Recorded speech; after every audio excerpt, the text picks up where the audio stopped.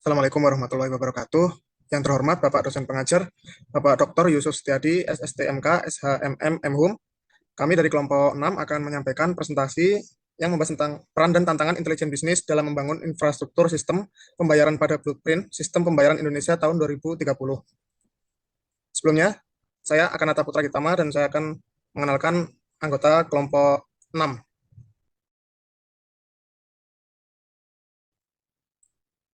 Untuk latar belakangnya sendiri, diawali dari era digitalisasi seperti sekarang ini, sistem pembayaran berkembang pesat menuju arah yang cepat, efisien, dan juga minim kontak fisik melalui berbagai saluran elektronik seperti mobile banking dan juga e-wallet. Bank Indonesia sebagai otoritas sistem pembayaran, ini berdasarkan Undang-Undang Nomor 23 Tahun 99, terus mendorong transformasi digital melalui peluncuran berbagai inisiatif. Yang pertama yaitu ada QRIS di tahun 2019, ada BI Fast, dan juga Kartu Kredit Indonesia. Nah, hal ini diproyeksikan dalam hal transaksi digital ini diperkirakan mencapai 10,5 miliar pada tahun 2024 yang menandakan pentingnya penguatan infrastruktur dan juga integrasi sistem pembayaran nasional yang solid. Sistem pembayaran digital yang andal harus memenuhi 5 kriteria utama: keamanan, kenyamanan, kemudahan, kepercayaan, dan keuntungan. Ketidaklancaran sistem ini dapat mengganggu stabilitas ekonomi.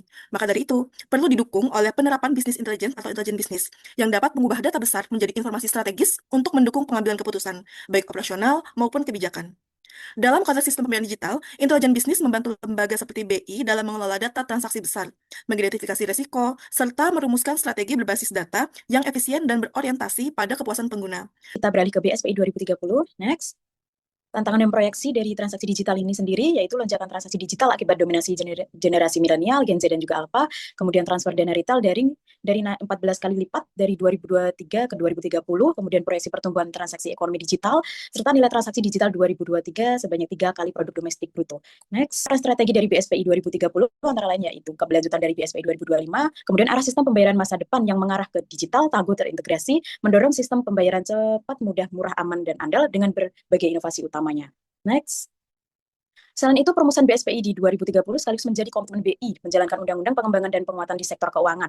Kemudian yang diterjemahkan menjadi 3 arah kebijakan, yaitu transaksi dan velositas, struktur industri, serta infrastruktur. Kemudian, next, inisiatif dari infrastruktur ini sendiri, yaitu ada terdapat dari 3 sub-inisiatif infrastruktur, yaitu sistem pembayaran retail, sistem pembayaran nilai besar, dan juga infrastruktur data dengan strategi kebijakan, yaitu seperti penguatan stabilitas, manajemen risiko, dan optimalisasi pemanfaatan data. Kajian pustaka terkait business intelligence. Next, business intelligence merupakan proses yang melibatkan pengambilan data operasional dari dalam organisasi atau perusahaan yang kemudian dikonsolidasi ke dalam sebuah data warehouse. Data tersebut selanjutnya dianalisis menggunakan berbagai metode statistik dan teknik data mining, sehingga menghasilkan informasi yang bermakna berupa pola atau kecenderungan yang dapat mendukung pengambilan keputusan. Komponen intelijen bisnis adalah yang pertama data source, yaitu sumber data yang bisa berasal dari sistem internal, misalnya CRM, ERP, maupun eksternal, misalnya data media sosial atau trends pasar. Yang kedua ETL atau extract, transform, dan load, yaitu proses pengambilan data dari berbagai sumber. Selanjutnya komponen data warehouse, yaitu tempat penyimpanan data historis yang terintegrasi. Selanjutnya adalah OLAP, yaitu alat untuk menganalisis multidimensi yang dapat mendukung bagi pengguna mengeksplorasi data secara interaktif. Lalu data mining, yaitu teknik untuk analitik untuk menemukan pola tersembunyi. Selanjutnya reporting and visualization, yaitu untuk menyajikan hasil analisis data dalam bentuk visual. Dan yang terakhir business decision, yaitu output akhir intelijen bisnis. Baik, yang selanjutnya yaitu terkait dengan pembahasan peran. BSPI 2030, Blueprint Sistem Pembayaran Indonesia 2030 memfokuskan pembangunan infrastruktur sistem pembayaran pada stabilitas dan skalabilitas. Infrastruktur yang dimaksud meliputi 1. Sistem pembayaran retail, 2. Sistem pembayaran nilai besar atau wholesale, yang ketiga infrastruktur data pembayaran. Intelijen bisnis memegang peran krusial dalam pengembangan infrastruktur ini dengan mengintegrasikan prinsip-prinsipnya untuk memperkuat pengambilan keputusan berbasis data, efisiensi, dan mitigasi resiko sistemik. Next. Peran intelijen bisnis memiliki tujuan utama dalam pembangunan infrastruktur, yaitu membangun sistem pembayaran retail, wholesale, dan data yang tangguh dan terintegrasi, meningkatkan efisiensi, manajemen risiko, dan pengambilan keputusan berbasis data. Platform pentingnya yaitu BI Fast, BI Payment Clear, BI RTGS, Generasi 3, dan BI Payment Info. Next.